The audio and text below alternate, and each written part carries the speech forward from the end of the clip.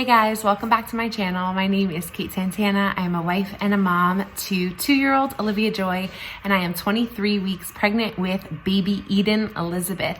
Today, as you can tell by the title, I'm going to talk about something. It's going to be kind of like a sit down for me to just explain to you how we made this crazy decision, or if you would have told me 2 weeks ago, I would have said crazy decision to have Eden at home, and what led us to that, and why I am feeling confident and really excited and at peace about this decision. If you're new here, I would love for you to subscribe, check out some of my playlists. I usually post about Montessori stuff, some parenting, some pregnancy, just a lot of mom content, so stick around if that's something that you are into, and let's jump into today's video. With Olivia, my first daughter, I actually had an ideal hospital birth for the most part.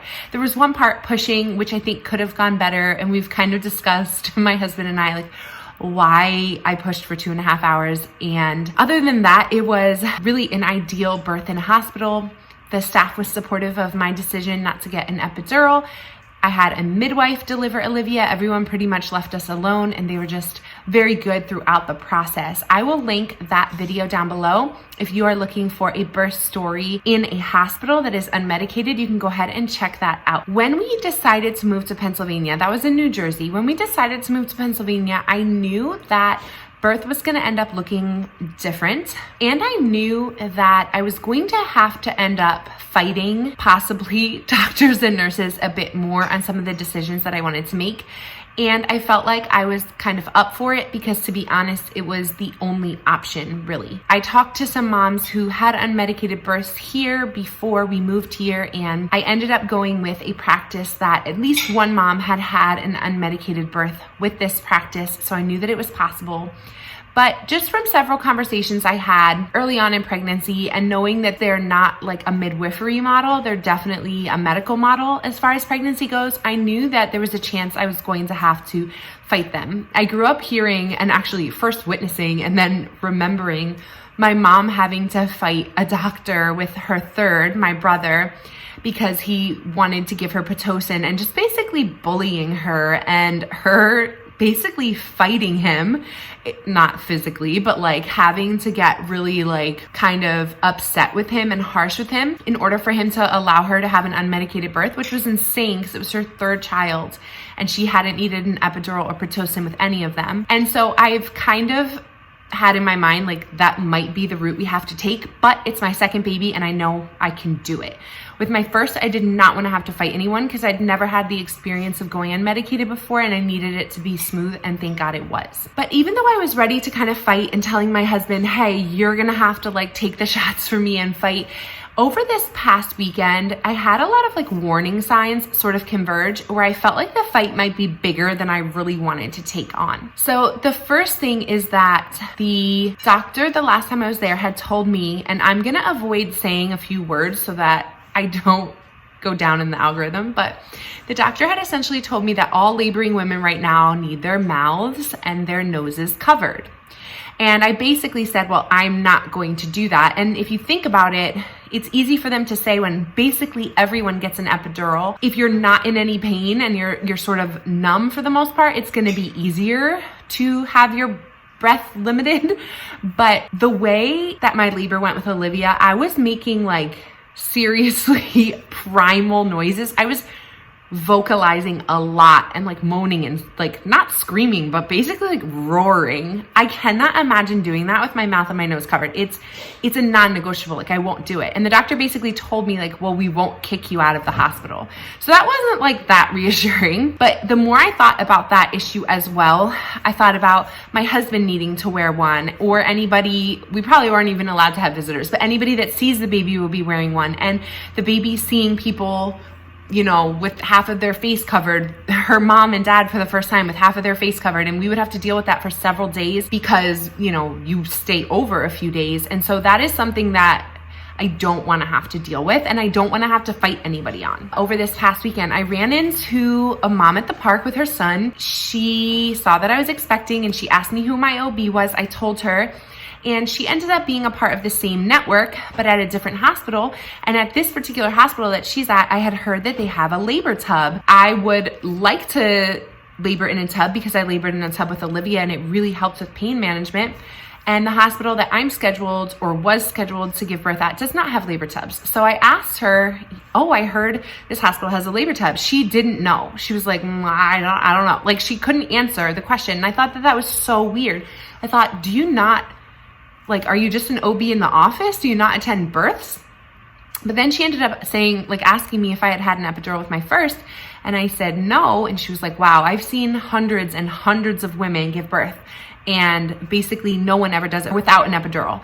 And that explained to me why she has no idea that her hospital even has a labor tub, which was also concerning to me. I reached out to a birth photographer who I know through social media attends a lot of births in this area. And she told me that at a recent hospital birth where the mom did not have an epidural, all of the nurses and like doctors came in to watch her at the end give birth because they had never seen a woman give birth without an epidural before, and they all wanted to like witness it. She also told me that in a very recent birth, a mama was not getting an epidural in the exact same hospital where I was set to deliver, and they made the mom labor in triage until she was 10 centimeters and ready to push because they did not believe her that she was in active labor since she did not need an epidural. The thought of laboring in triage until I'm 10 centimeters is the exact opposite of what I want, and actually the exact opposite of what the experience will be like at home, which I'll get into later. So that was a big warning sign. All in all, the doctors around here, unfortunately, I wish that this were different. They're just not used to women giving birth without an epidural. The hospitals are not used to it. Actually, the same thing happened to my sister. My sister had 3 babies, no epidurals for any of them. And with her 3rd baby, they kept her in triage until she was basically like, I am gonna push this baby out right now. And then they finally admitted her. And by the time she was in her room, like, she gave birth 20 minutes later or something because they had kept her in triage for so long. It's just ridiculous. Again, those are fights I don't really want to fight. But the biggest fights that I don't want to fight are the ones I'm going to tell you about now. With everything going on in the world right now, doctors, offices, and hospitals may potentially start pulling support people. I cannot fight people on like the epidural thing, the covering my mouth thing without my husband there. They could pull support people at any time. There's no guarantee that if I go for hospital birth that anybody is going to be there with me to kind of stand up for me and what I need when I am in like the most intense experience of my life. Lastly, last weekend, I heard a story about a mama who gave birth during the craziness that's happening, and they removed her newborn from her for 3 days. They would not let her see him because they thought that she was positive for the thing going around. She was not positive, and they kept her child from her for 3 days. I would lose my actual mind if someone kept my baby from me because they thought that I was sick. It's inconceivable. And at this point, when I heard this, I knew we need another option.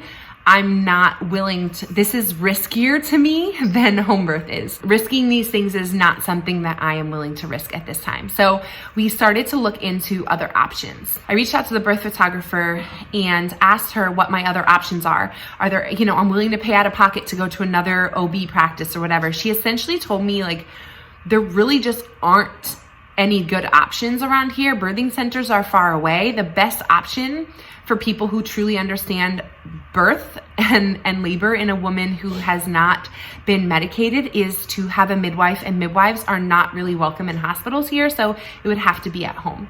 So once we decided that, we asked for some recommendations of midwives. I told my husband, I think we might be having this baby at home, and he was like, oh, okay. And I interviewed a midwife. Before I talk about my specific midwife, I just want to share a few things about midwives. Midwives, you may think, are just like these hippie people that kind of don't really know much, or they're like less than professional who attend births. Midwives are incredibly professional. They are trained in birth and labor. So they understand the natural processes, the stages, the signs of labor, the signs that things are going well, the signs that things are not going well. They are in tune to a woman's body, I would say even more than a doctor who's just a trained surgeon, basically, and who is going to come at every problem with an intervention. Midwives are going to come at problems with different solutions, like changing your positioning or applying counter pressure. They understand the mechanics of what is happening in a woman's woman's body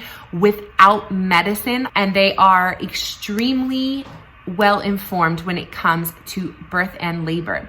They have extensive training and experience in watching natural labor, and they understand what starts it and what stalls it. There's so many things that if you don't do research and you just go the medical model route, that you'll never know about labor. Like, for instance, women do better in labor when the lights are dim, when it's quiet, when they feel safe, when there are no interruptions, when oxytocin is allowed to flow freely through their bodies. So things like kissing your husband or cuddling or being close to somebody really help labor to progress.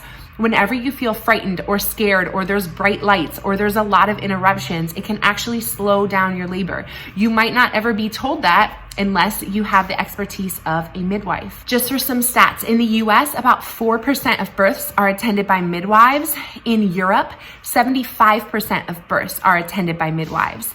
In European countries where midwives are the primary caretakers of women, 0% of the countries have a worse infant mortality rate and maternal mortality rate than the United States. The United States has worse birth outcomes than almost every other industrialized country, and we have less midwives attending birth. In a study that was published in JAMA, which is a very prestigious, well-known medical journal, the researchers concluded that the single factor that influences a healthy outcome from both mama and baby the most is uninterrupted one-to-one care by a skilled caregiver during labor. That is basically a guarantee in home birth, and that is virtually impossible in a hospital setting. So given those things, I felt very comfortable moving forward with a midwife. Again, Olivia was delivered with a midwife just in a hospital because that is more allowed, I guess, by the laws in New Jersey. So let's talk about my specific midwife. So I had a phone conversation with her for over an hour. I took meticulous notes on everything she was saying. She broke down everything for me. So from here on out, starting this week, actually, all of my prenatal appointments will be held in the comfort of my home. She will come to me with everything. She will check my urine. She will do all of the same checks that would happen at a doctor's office: my height, my weight, check my belly, bring the Doppler. So I will be getting checked out and we'll be getting the same care, but in the comfort of my home with a midwife. She will then sit and talk with me about any worries that I have, anything that's come up, healthy eating. She's very informed on using food to energize and fuel your body. So she is going to be helping me throughout the process with all of my appointments here. I don't have to go back to any more doctor's offices. I am so excited about that. I get the same amount of appointments that I would if I were to stay with my OB. So every 4 weeks for now. Once I hit 28 weeks, she'll be coming every 2 weeks. And once I hit, I believe it's 36 weeks, she'll be coming every week. When she explained birth to me on the phone, I was actually crying. She couldn't tell, obviously, because she was the only one talking, but it was just night and day of thinking about laboring in triage, having my baby taken from me, and all of these other fears that I had about a hospital birth at this time. Essentially, she's gonna give me a tub to keep here starting at 37 weeks, so that when I go into early labor, if I want to use it, I can.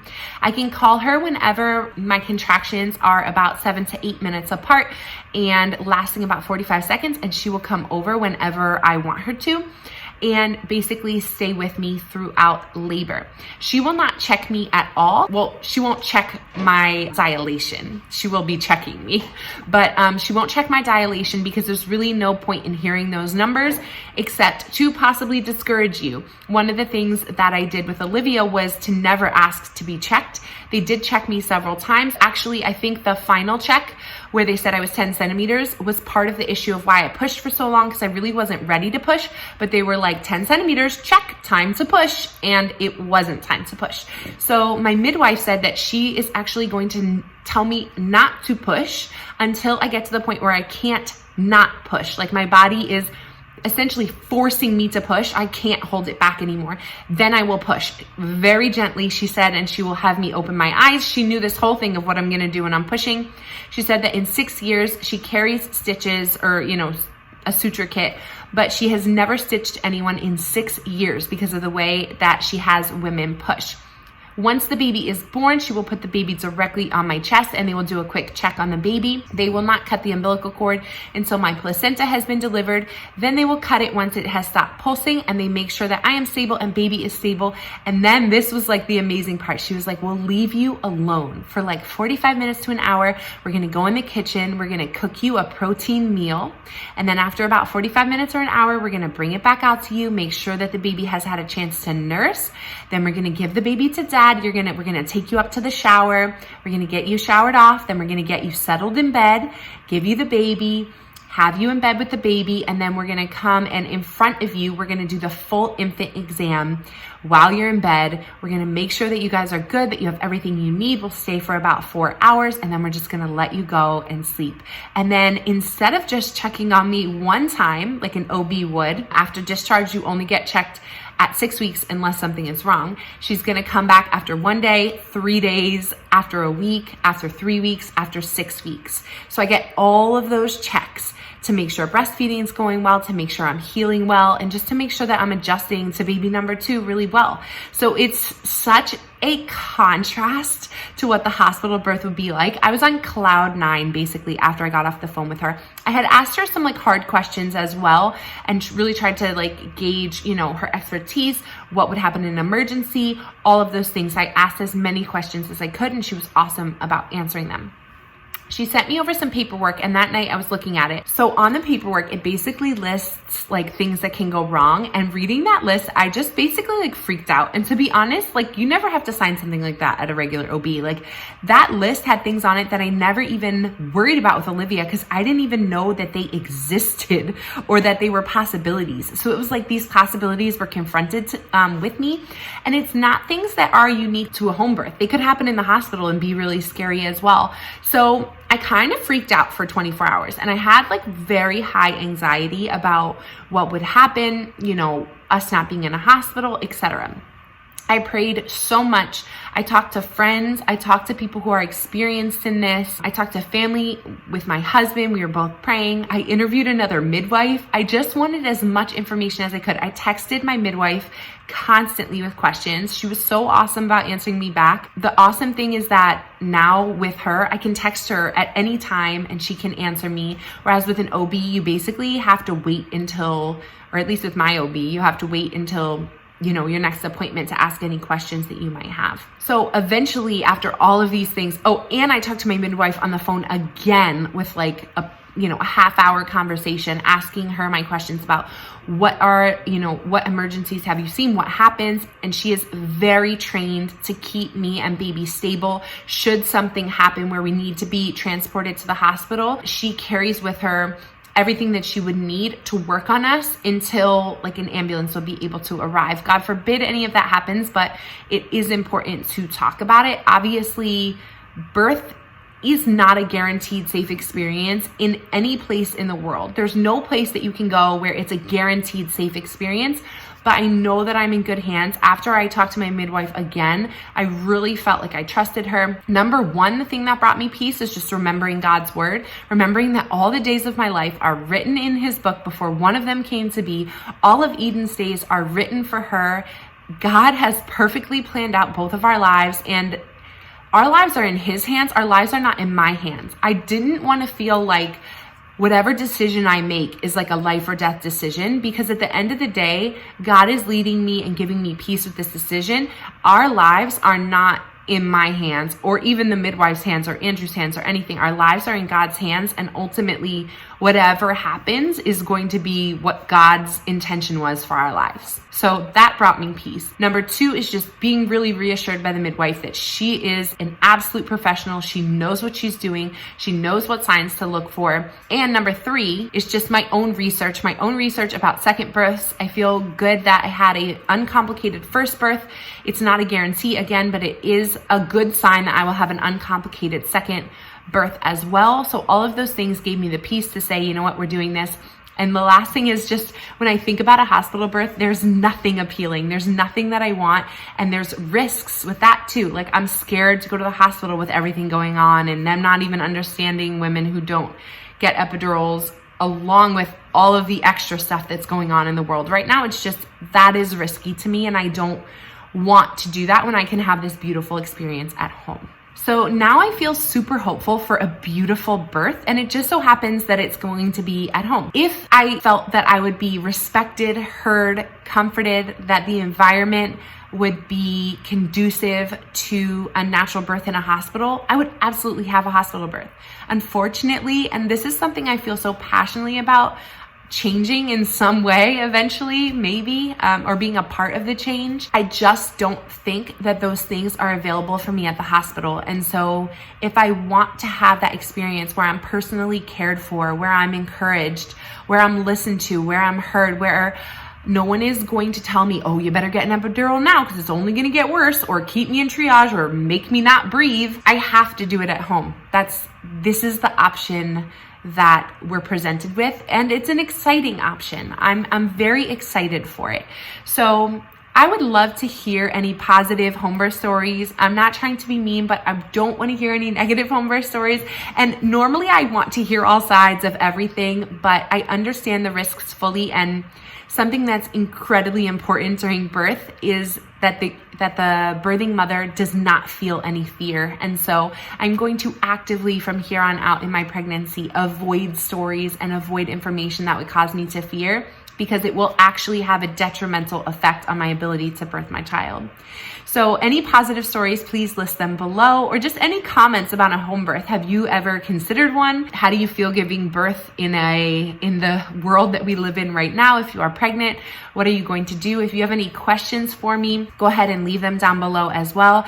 And of course, I don't want you to miss any of the rest of this journey. So if you're interested in seeing the rest of it, don't forget to hit that subscribe button, because I will be posting about this for the next 4 months and afterwards. And of course, the exciting part is too, I'm going to have actual footage of the birth this time, and pictures and a photographer and all that. And those things would not be possible in a hospital right now. I don't think they're letting photographers in. I could be wrong. I'm super excited to share all this with you guys. I hope that you are well, and I'll talk to you soon. I hope you have a great week.